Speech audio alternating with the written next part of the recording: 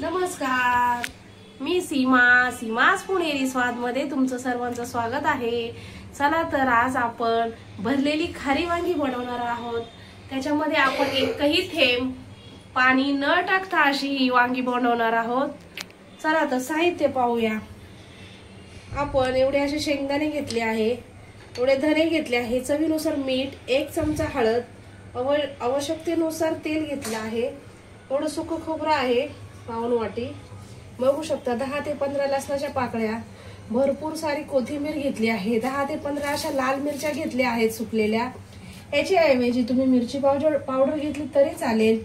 पाव किलो वांगी घेतली आहेत। वांगी बघा अशा फोडी करून त्याचे देठ कापले आहेत। सर्वात प्रथम आपण कढई तापायला ठेवली आहे, गॅस चालू केला आहे। आपण आता त्याच्यामध्ये थोडंसं तेल टाकणार आहोत। तेल टाकल्यावरती सर्वात प्रथम आपण जे खोबरं होतं तर ते खोबरं भाजून घ्यायचं आहे। 1 ते 2 मिनिटं खोबरं जरा थोडंसं लालसर भाजायचं आहे। पाहू शकता आपलं खोबरं लालसर झालं आहे। आता आपण ते एका डिश मध्ये काढून घेणार आहोत। खोबरं काढल्याच्या नंतर आपण लगेच ज्या लाल मिरच्या आहेत त्या त्याच्यामध्ये थोड्याशा भाजून घेणार आहोत। अर्धा ते 1 मिनिट चांगलं मिरच्या भाजून घ्यायच्या आहेत। पाहू शकता आपल्या मिरच्याही छान अशा भाजल्या आहेत। त्या आता आपण एका डिश मध्ये काढून घेणार आहोत। त्यानंतर जे आपण धने घेतले आहेत, धनेही आपण थोडेसे 1 ते 2 मिनिट छान असे भाजून घेणार आहोत। पाहू शकता धनेही आपले छान भाजले आहेत। ते आता त्या डिश मध्ये आपण काढून घेणार आहोत। सर्वात लास्ट आपण शेंगदाणे आहेत, शेंगदाणे थोडेसे खरपूस भाजायचे आहेत। थोडंसं तेल टाकायचं आहे आणि थोडेसे शेंगदाणे 1 ते 2 मिनिटं छान असे भाजून घे। पाहू शकता आपले शेंगदाणे मस्त छान असे खरपूस भाजले आहेत। चला तर आपण शेंगदाणे काढून घेऊया आणि हे वाटण थोडंसं आपले शेंगदाणे छान असे खरपूस झाले आहेत ते आपण आता काढून घेणार आहोत। हा सर्व मसाला आपण थंड करून घेणार आहोत। पाहू शकता सर्व वांगी अशा प्रकारे आपण मध्ये कापून घेऊन त्याच्यामध्ये थोडं थोडं मीठ भरायचं आहे, जेणेकरून आपल्या वांग्यांना छान चव येते। अशा प्रकारे सगळ्या वांग्यांमध्ये आपण मीठ भरलं आहे। वरती कढई गरम झाली आहे, आपण त्याच्यामध्ये तेल टाकलं आहे। तेल टाकल्यावरती आपण तेल तापल्यावर एक एक वांगी हळून त्या तेलामध्ये टाकायचे आहे।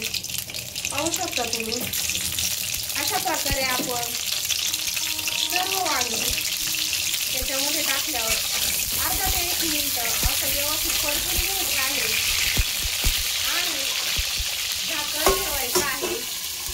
5 ते 6 मिनिटांमध्ये आपल्याला वांगी वाफवून घ्यायची आहेत।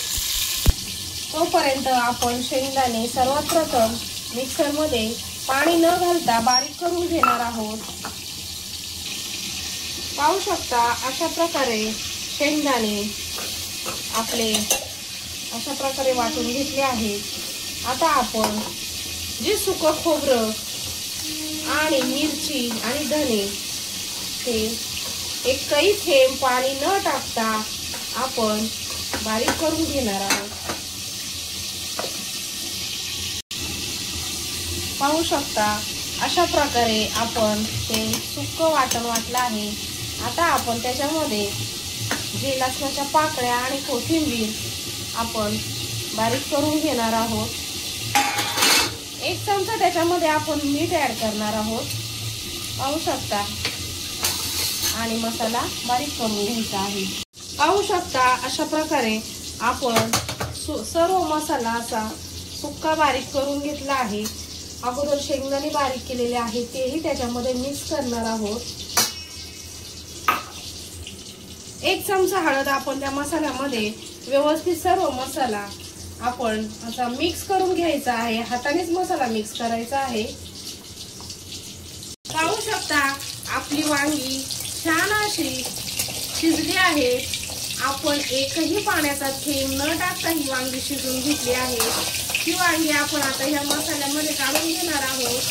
पाहू शकता आणि सर्व हा जो मसाला आहे या वांग्यामध्ये आपण अशा प्रकारे लगेच भरणार आहोत। पाहू शकता अशा प्रकारे आपण सर्व वांग्यामध्ये मसाला भरून घेतला आहे। आता आपण ही वांगी आणि मसाला वरती थोडंसं तेल आहे कढईमध्ये, त्याच्यामध्ये आपण 1 ते अर्धा मिनिट मंद आचेवर सर्व मसाला व्यवस्थित मिक्स करून घ्यायचा आहे। पाहू शकता आपला अर्धा ते 1 मिनिट छान असं खारं वांग तयार झालं आहे। हे वांग आपण प्रवासामध्ये 2 ते 3 दिवस सहज नेऊ शकतो। हे वांग प्रवासामध्ये 2 ते 3 दिवस खराब होत नाही, त्यामुळे बिन पाण्याचं वांग हे खूप छान झालं आहे। चला तर आपण आता गॅस बंद करूया। आपलं खारं वांग तयार झालं आहे। पाहू शकता आपलं खारं वांग एकही थेंब न टाकता हे वांग बनवलं आहे।